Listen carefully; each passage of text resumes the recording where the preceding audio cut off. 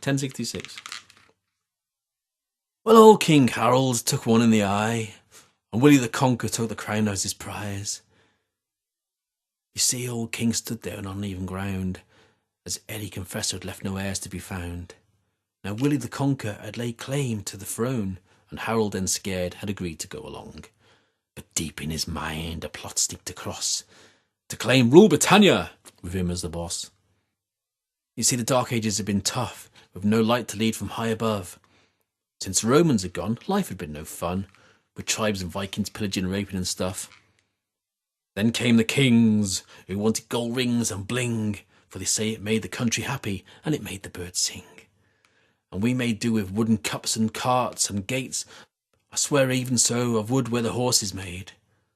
For stone we robbed out old posh Roman gaffs, and built churches with the change we had, trying to engage the people's fears to give what pennies they had earned back to God itself, so he could parade his wealth, and the world could breathe easily again. Anyway, back to 1066, that year of Harold had conquer Will. For Eddie now died, and in faith more than hope, sneaky old Harold had jumped on his throne. But in Normandy, Will, so mad from deceit, he ordered an army to cross over the short Channel Sea. Battle was the only way now. So near Hastings the fight did begin, with Conker and Harold boasting they'd win. As thousands clashed, swords and blood sprayed the air. Tiny steeds did French deeds and cut off Brit heads. Then Conker went missing, and they feared he had died.